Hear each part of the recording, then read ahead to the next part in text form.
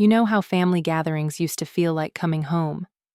Those warm Sunday dinners where everyone had a place where laughter filled every corner where you belonged without question.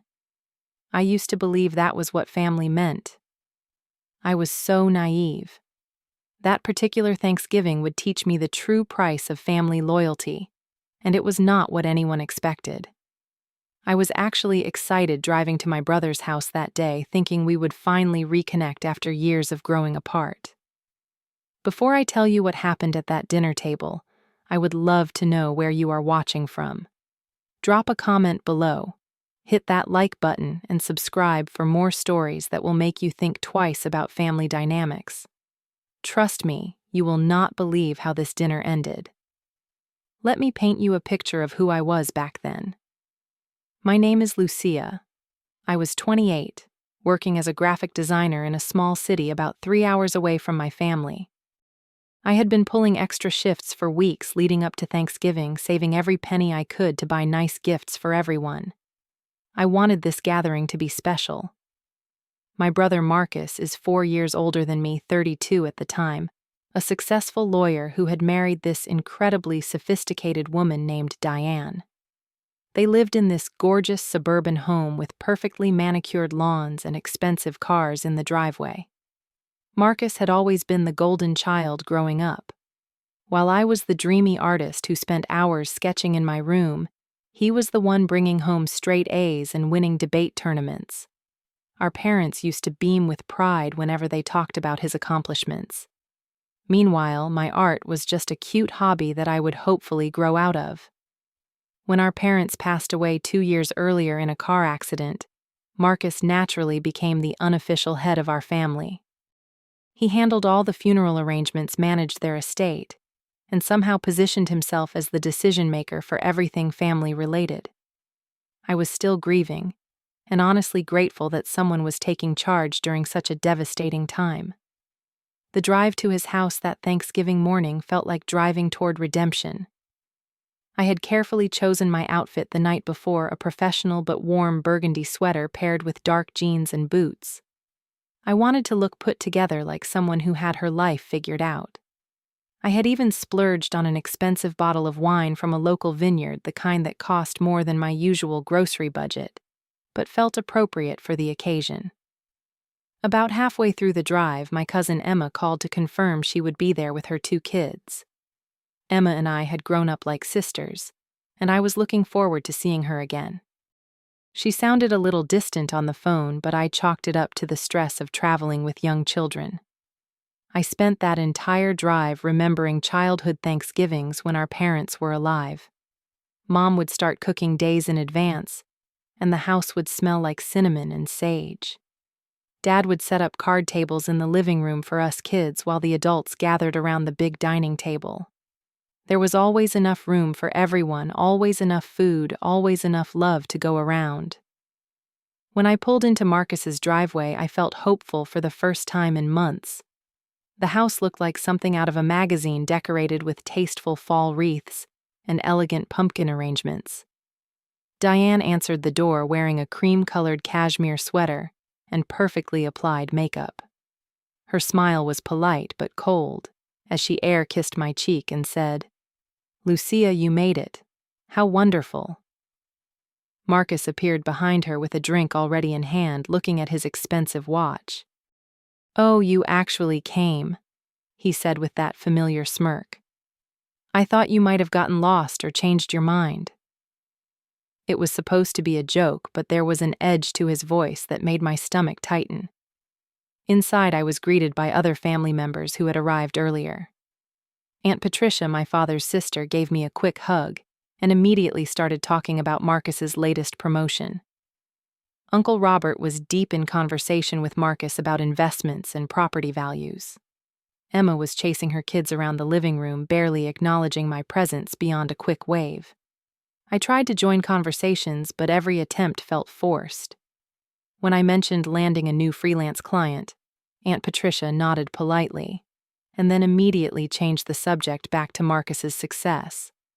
When I asked Uncle Robert about his retirement plans, he launched into a lecture about the importance of real careers and, stable income.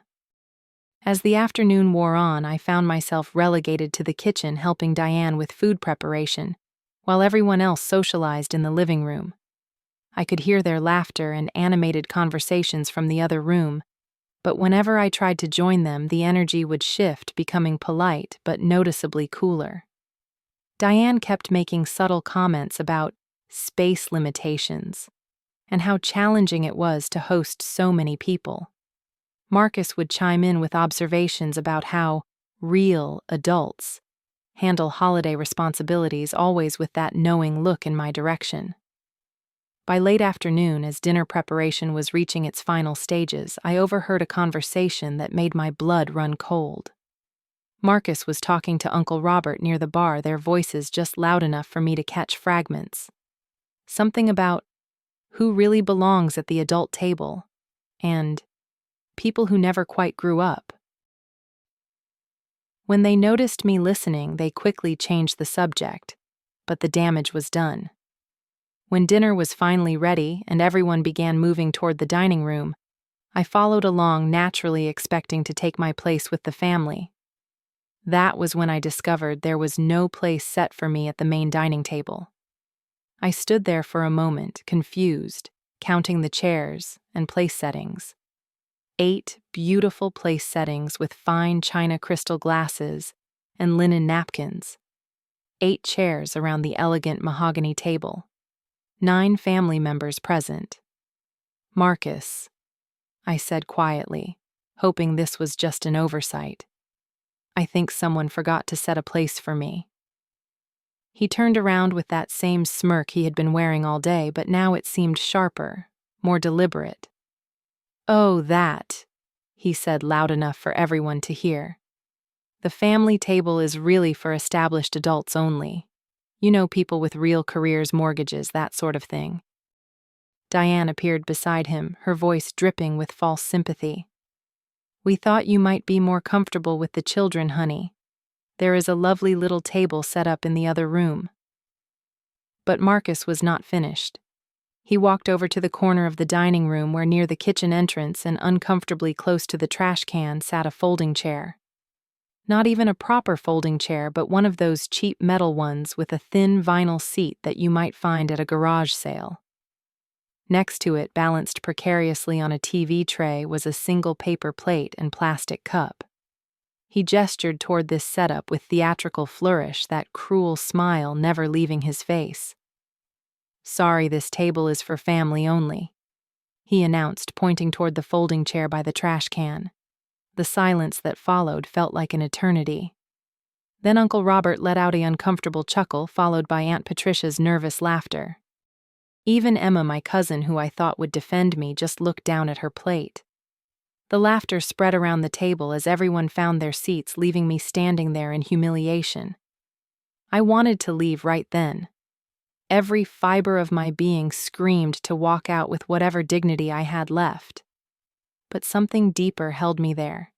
Maybe the ghost of family loyalty, or the desperate hope that this was some kind of twisted joke that would end with everyone laughing and welcoming me to the real table.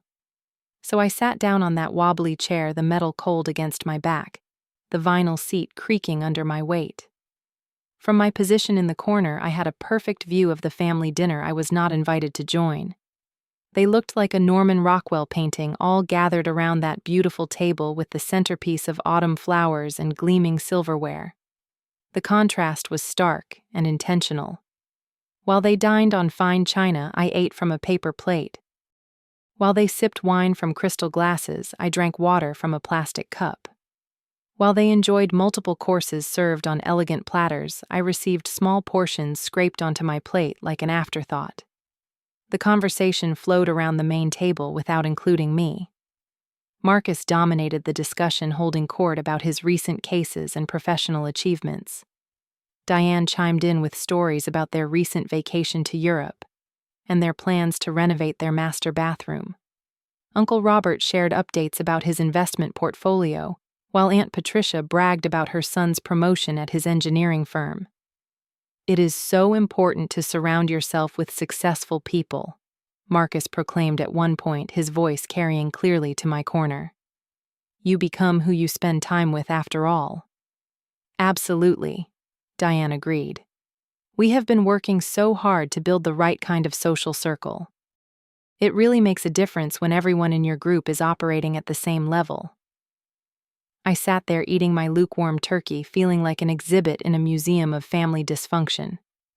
Every so often, one of them would glance my way with what might have been pity or perhaps just curiosity, like they were checking to see if I was still there.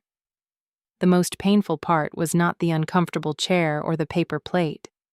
It was the realization that this was not spontaneous cruelty. This had been planned. The folding chair did not just appear by accident. Someone had deliberately set up this humiliating arrangement, had discussed it, had decided that this was how they wanted to treat me. As the evening progressed, the main table's conversation grew louder and more animated, fueled by multiple bottles of expensive wine. Marcus had ordered premium organic turkey from some specialty farm, and Diane would not stop talking about the imported ingredients she had used in every dish. The appetizers alone probably cost more than I spent on groceries in a month. This wine is absolutely divine, Aunt Patricia gushed, holding up her glass. Where did you find it? A little vineyard in Napa that we discovered on our last trip, Diane replied. It is $300 a bottle, but you can taste the difference, can you not? Marcus signaled the waiter they had hired for the evening to bring another bottle. Actually, bring 2 more, he said grandly. It is Thanksgiving after all. We should celebrate properly. From my corner, I watched this display of excess with growing amazement. The catered meal, the professional service staff, the endless stream of expensive wine. It was all so far beyond normal that it felt like performance art. You know what? Marcus announced, standing up with his wine glass. I think we should order dessert too. That chocolate soufflé we saw on the menu looked incredible. And the cheese course, Diane added. We simply must have the cheese course. Make it a full coffee service as well, Uncle Robert chimed in, with those fancy liqueurs. The waiter, a patient man in his 50s who had been serving them with professional grace all evening, took notes on his pad and disappeared into the kitchen. I noticed him glance at me occasionally throughout the night, and there was something in his expression that looked like recognition, or perhaps sympathy. Meanwhile, the conversation at the main table had taken an even more pointed turn. Marcus was describing his latest legal victory, but somehow the story kept circling back to themes of responsibility and success. The thing is, he said, swirling his wine dramatically, some people just never learn to take responsibility for their own lives. They expect others to carry them to make up for their poor choices. It is so true, Diane nodded sagely. There is a difference between family loyalty and enabling destructive behavior. Emma, who had been mostly quiet throughout the evening, finally spoke up. But sometimes people just need support while they figure things out. Marcus laughed, but there was no warmth in it. Support, yes. But there comes a point where you have to ask yourself whether you are helping someone or just postponing their inevitable wake-up call. Uncle Robert raised his glass. Here is to people who take charge of their own destinies. They all drank to that toast while I sat in my corner feeling like I was watching my own execution. The worst part was how reasonable they all sounded, how they had convinced themselves that their cruelty was actually wisdom, their exclusion actually tough love. As the hired staff continued bringing course after course, I did some quick mental math. The wine alone had to be close to $1,000. Add the catered meal, the professional service, the elaborate dessert course, and the bill was climbing toward astronomical. The irony was not lost on me that they were spending more on this one meal than I made in a month, all while lecturing about responsibility and success. I had driven 3 hours, bought expensive gifts, and been working extra shifts just to afford being here, only to be treated like an unwanted charity case. But something was shifting inside me as I watched this spectacle. the hurt was transforming into something sharper, clearer. For the first time all evening, I felt myself sitting up straighter in that ridiculous folding chair. The waiter approached Marcus with what looked like a bill folder. "Will there be anything else this evening?" he asked politely. Marcus looked around the table with satisfaction. "I think we have had a perfect Thanksgiving dinner, have we not, family?" There was a chorus of agreement around the table, everyone patting their full stomachs and praising the wonderful meal. That was when the waiter opened the folder and I saw Marcus's face change. His eyes widened slightly as he looked at the total, then he cleared his throat and looked around the table. But instead of reaching for his wallet, his gaze landed directly on me. "Well," he said, that familiar smirk returning to his face. "Someone needs to handle this." The waiter extended the bill toward Marcus, but Marcus shook his head and pointed in my direction. "Actually, my sister will be taking care of the bill tonight." I stared at him in disbelief. "Excuse me. Come now, Lucia," he said, his voice taking on that condescending tone I knew so well. "After everything we have done for you over the years, the least you can do is contribute to the family gathering." Diane nodded supportively. It really would be the appropriate gesture, considering. The waiter, clearly uncomfortable with the sudden tension, approached my corner with the bill. I could see the total as he handed it to me: $3,200. $3,200 for a meal I had barely been allowed to participate in, served to people who had spent the evening making it clear I did not belong. "This is what family does for each other," Marcus continued, his voice growing firmer. "We support each other. We contribute according to our abilities." Uncle Robert nodded along. "Your brother did all the work of hosting. The least you could do is help with the expenses." Aunt Patricia chimed in with her own version of support. "You should be grateful to be included, dear. Not everyone would be so generous."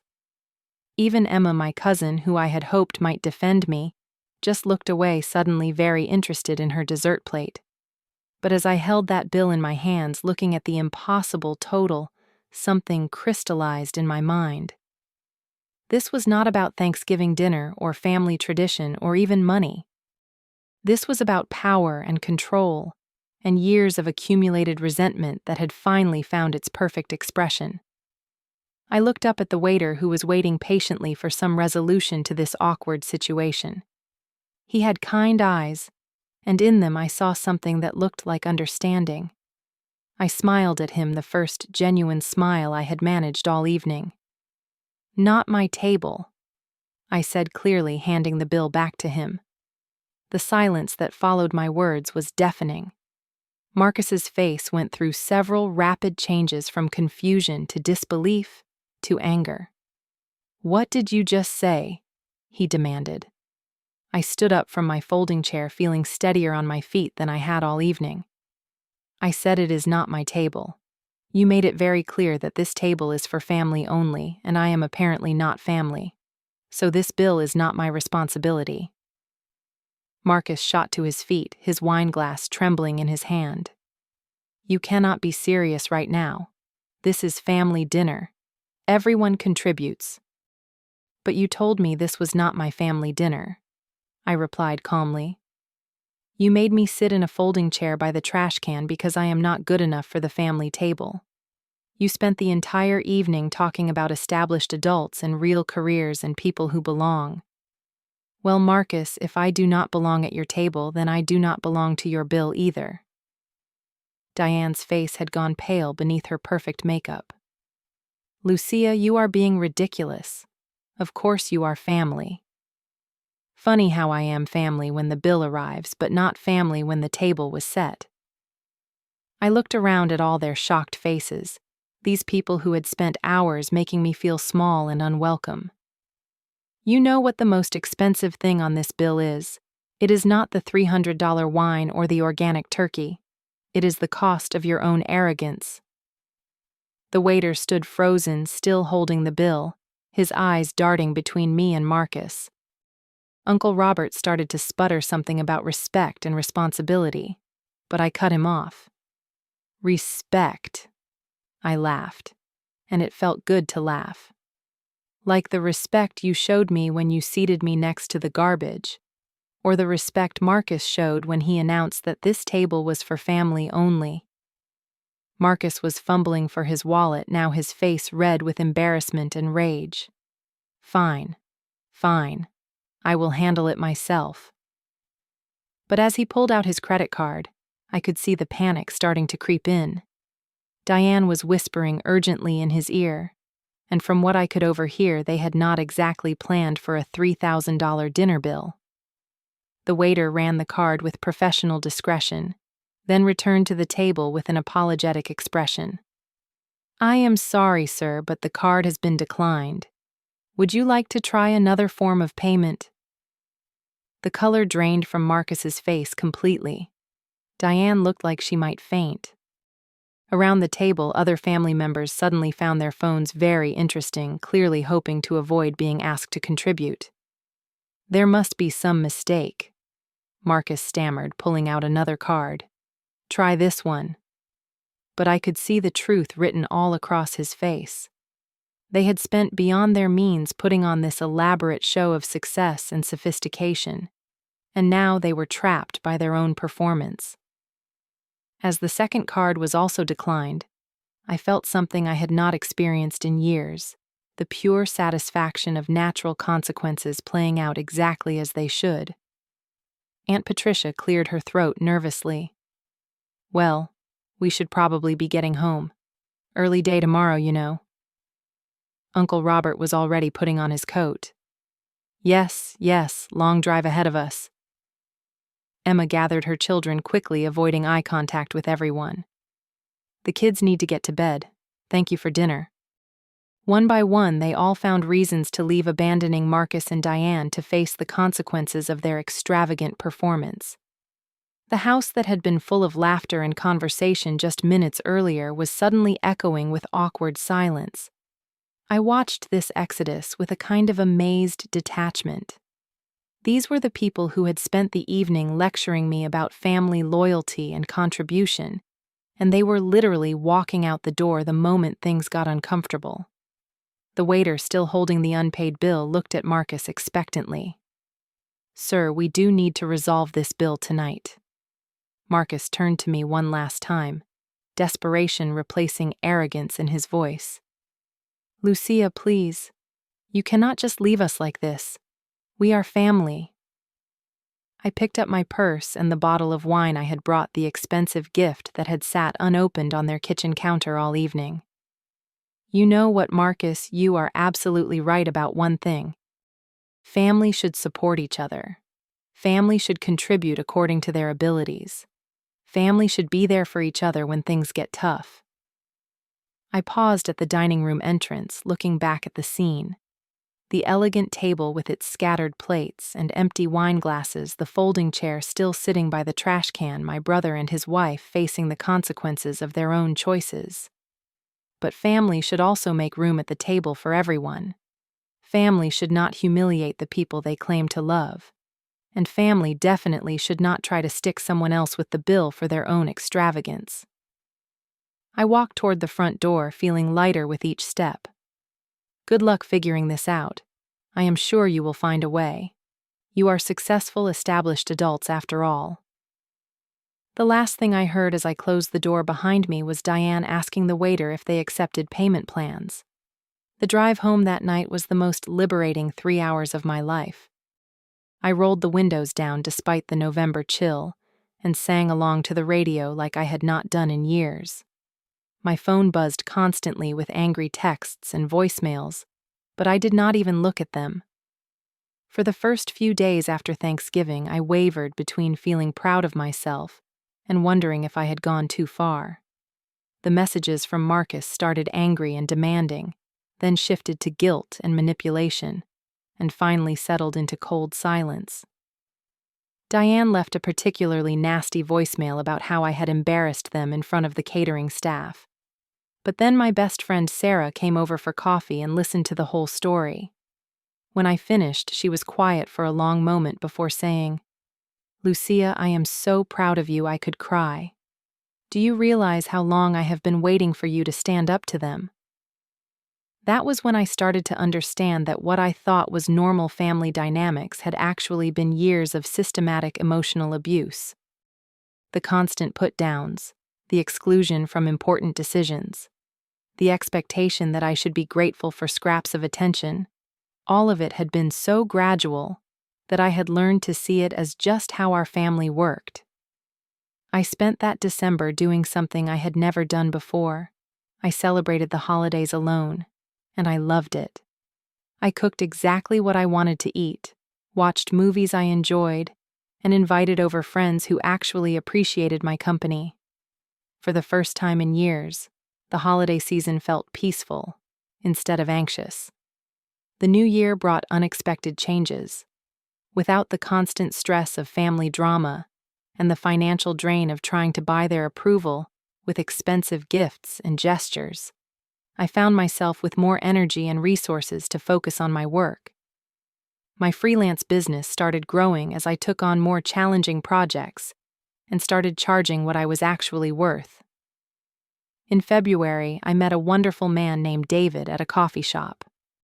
He was kind, funny, and most importantly, he treated me like someone whose opinions mattered. When I told him about my family situation, he did not try to pressure me to reconcile or suggest that blood relations automatically deserved forgiveness. He simply said, "You deserve better than that." By spring, I had built what felt like a real family for the first time in my adult life. Sarah and her husband became my chosen siblings, including me in their traditions and celebrations. David introduced me to his warm, welcoming parents, who treated me like a daughter from our first meeting. I started volunteering at a local community center, connecting with people who valued kindness over status. The old me would have spent every holiday season dreading the family drama, walking on eggshells, and trying to earn love that was always conditional on my willingness to be diminished. The new me planned holidays filled with people who genuinely wanted me there. I heard through mutual acquaintances that Marcus and Diane had struggled financially for months after their Thanksgiving disaster. Apparently, they had been living well beyond their means for years, using credit and loans to maintain their image of success. The $3,000 dinner bill had been the final straw that forced them to face reality. I never did find out how they paid that bill. What I learned that Thanksgiving night was that sometimes the most expensive lessons teach the most valuable truths. I learned that my worth as a person was not up for negotiation, no matter who was trying to convince me otherwise. I learned that walking away from toxicity, even when it wears the mask of family, is not betrayal, but self-respect. Most importantly, I learned that real family is not about blood relations or holiday traditions, or who sits where at the dinner table. Real family is about the people who see your value and celebrate it, who make room for you not just at their table, but in their hearts, who would never dream of asking you to pay for the privilege of being treated poorly. These days, my Thanksgiving table is smaller, but infinitely warmer. When I look around at the faces of the people I have chosen to love, and who have chosen to love me back, I am grateful for that awful night when my brother pointed to a folding chair and taught me the difference between being related to someone and actually belonging. Sometimes the best thing family can teach you is what you refuse to accept anymore. And sometimes the most loving thing you can do for yourself is to simply say, "Not my table," and walk away. I want to hear your thoughts on this story. Have you ever had to set boundaries with family members who did not respect you? How do you handle relationships with people who treat you like you should be grateful for their bare minimum effort? Drop your experiences in the comments below. And if this story resonated with you, please hit that like button and subscribe for more real stories about finding your strength and self-worth. Share this with anyone who might need to hear that they deserve better treatment, no matter who it is coming from. Thank you for listening to my story, and I hope it reminds you that you always have the power to choose who gets a seat at your table. May your holidays be filled with people who truly value your presence, not just your presence.